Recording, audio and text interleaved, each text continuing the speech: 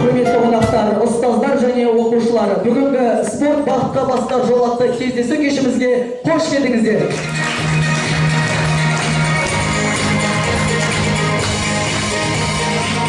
Спорт салауаттылық кепілі, денсаулықтың тірегі.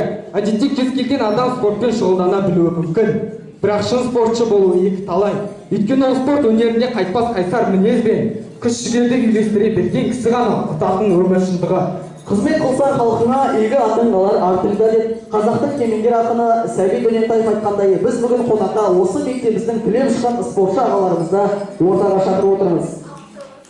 Нұрлымыздың арқалаған арқаға, жан төбесін тарататын баршаға, шын пейілмен ізгі ниет көрсетіп, қонақтарды қарсы алып қол соға. Кешімізді ұйымдастыруға негіз болған Әлихан мектебінің түлегі, футболдан Қазақстан Республикасының 2 дүркін чемпионы, Қазақстан Республикасының спорт шебері, Ордабасы Шымкент футбол клубының шабуылшысы 2019 жылғы үздік гол кубогының иегері Жандосбай Тоқтар Сәбитұлын ортаға шақырамыз.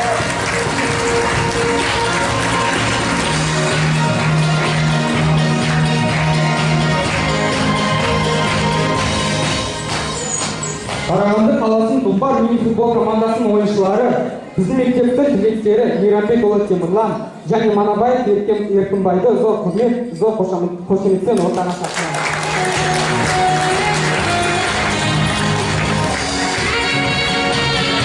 Және келесі кезекте білім саласының үздігі, мектебіміздің ұлағатты ұстазы, бірнеше дүркін спорт жеңімпаздарын дайындаған бапкер Боранбай Балдырға спортқа шақырамыз.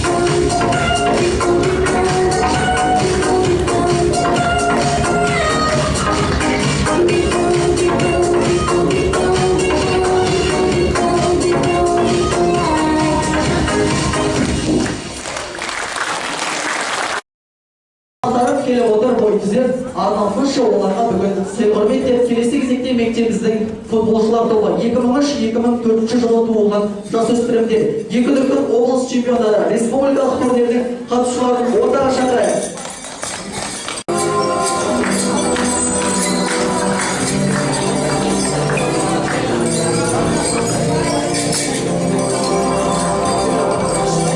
Кіші футболшылар қала және облыс чемпиондарын ортаға шақырамын.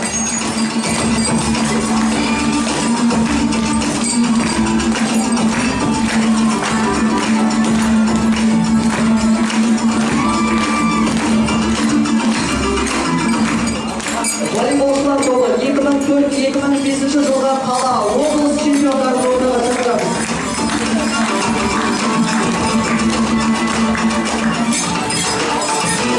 Волейболшы қыздар тобы 2006-2007 жылғы қала және облыс чемпиондарын ортаға шақырамыз.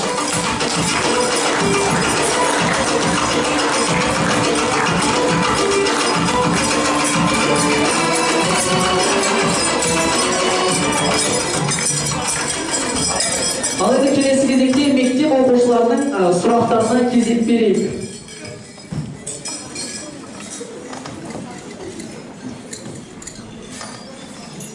Келген қонақтарымызға арналған сұрақтарыңыз болса, ортаға шығып. Құрметті достарымызға, сізге қояр сұрағым. Сіз футболмен неше жастан бастап айналысасыз және өзіңіздің алғашқы бапкеріңіз туралы айта кетсеңіз.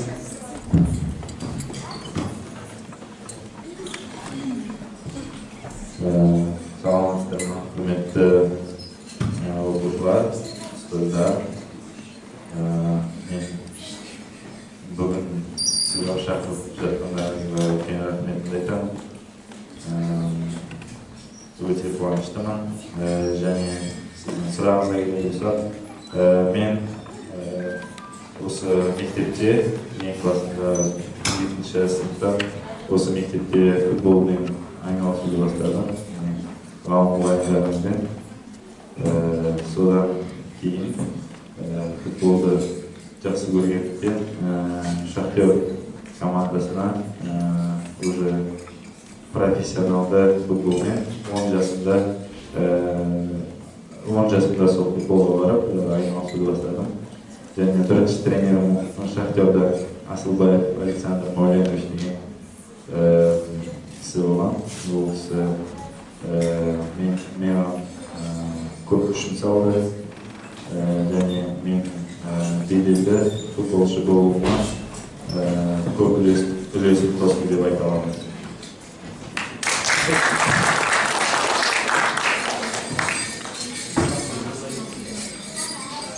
Топтарға қош келдіңіз. Сізге сұрағым. Сіз алтын гол иегері дейді. Сол гол соққанда сіз алтын гол соқтым деп ойладыңыз ба? Осы жылы мен гол үздік болып атанды. Жоқ, ол кезде ойын кезінде басқаша ойда. Ойын үздік гол емес деген ой болмады. Тек жеңіске жету. Сондықтан сол голдың әдемілеген жақсы болғанын ойыннан кейін біліп көре бастадым.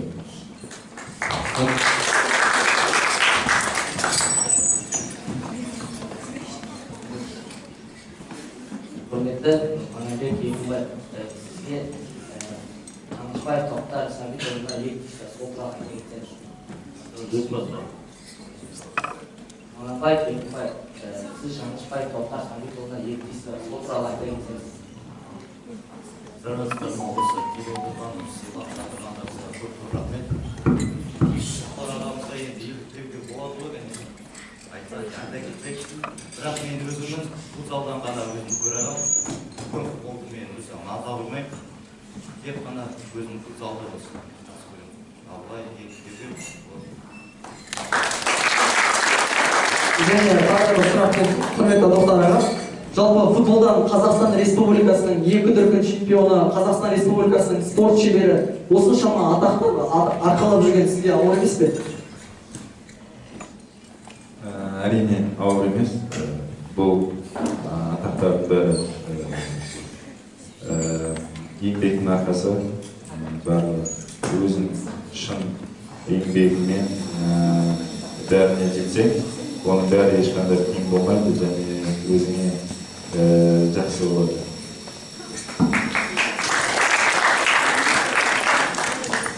Әлихан мектебінің түлектері бүгінгі қонақтарымыз Жаңылышбай Тоқтар Сәбитұлының, Мейрамбекұлы Тимурдан және Майманбаев Еркінбайдың құрметіне биші қыздардың орындауында биін қарсы алды.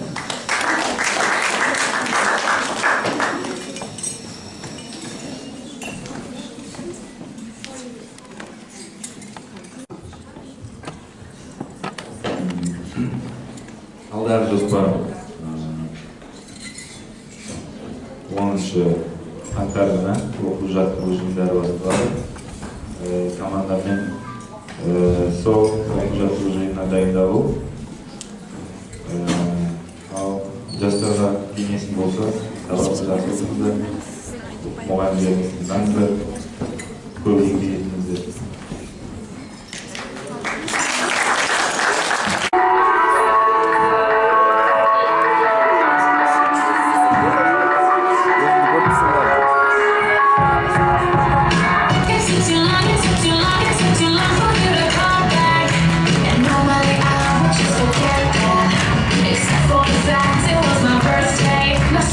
First day, yeah. Been a long, but I fly back.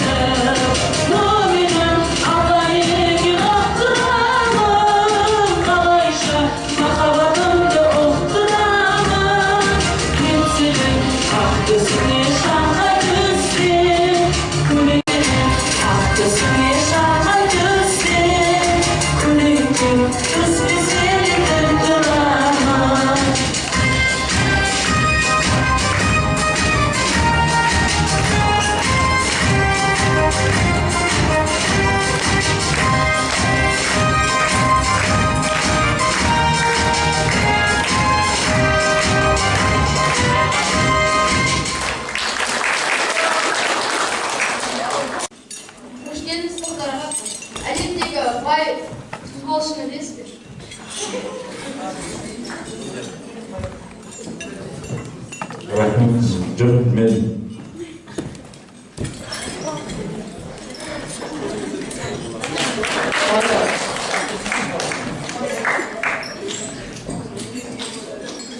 Қош келдіңіздер, құрметті қонақтар.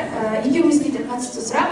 Жалпы мектеп қабырғасында оқып жүрдіңіздер, сол кезде алғашқы махаббаттарыңыз кездестірдіңіздер. Және ол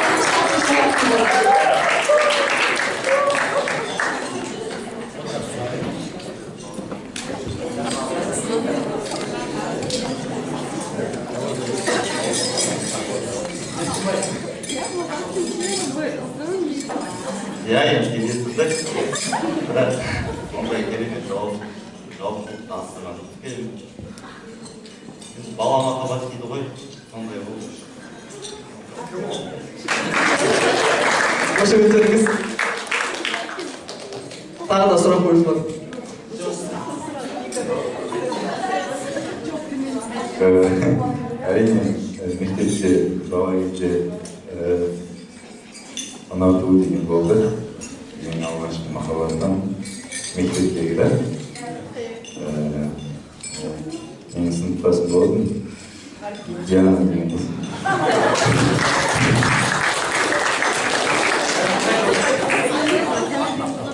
Тағы да сұрақ қойушылар бар екен.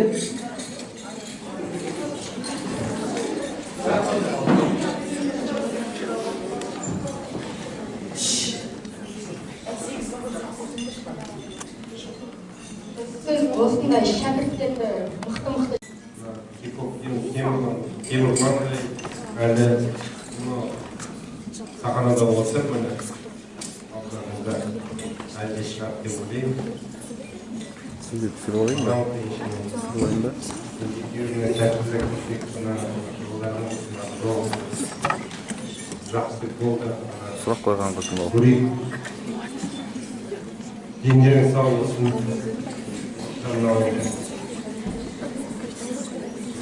Көпте айтамыз ғой.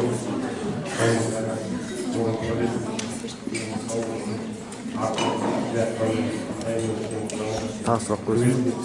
Сұрақ қойсын. Бәрі ұжымға рахметімізді айтамыз. Осындай келіп үлестеріңізді қосып отырған жақсылық болсын. тақтадағы сәлеметсіз ба? Неге 20-шы нөмірді таңдадыңыз? Менде командада 10-шы нөмірді алып жүрген. 10 номер ол өте бағалы номер. Ол номер бос болмағандықтан Герман алынды.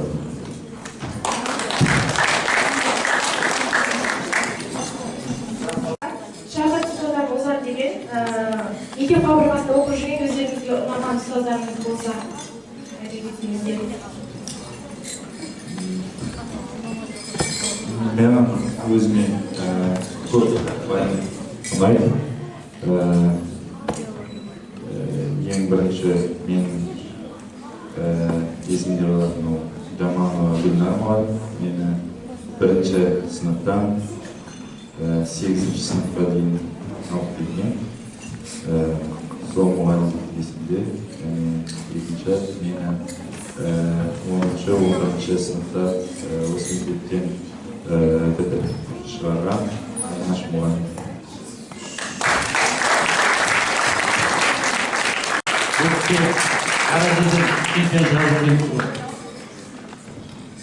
Ғалым мұғалім сізге де әлі талай шәкірттерді езіп шығарады.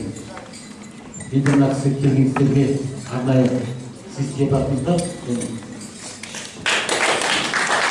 Құрметті Оразбаев Ғалым Садуақасович, сіз бүгінгі ұйымдастырып отырған өнегелі өмір жобасына қонаққа келіп, жас ұрпаққа өзіңіздің өмір жолындағы алған белестеріңізді насихаттап, үлгі көрсеткеніңіз үшін сізге алғыс айтамыз. Отбасыңызға амандық, деніңізге саулық тілейміз.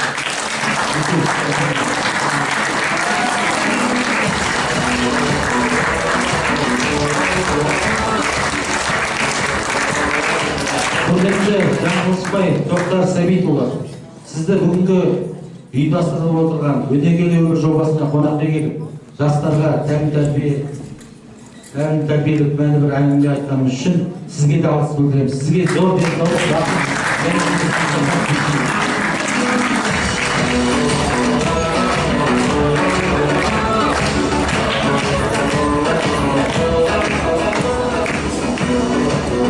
құрметті Еркінбай Банабай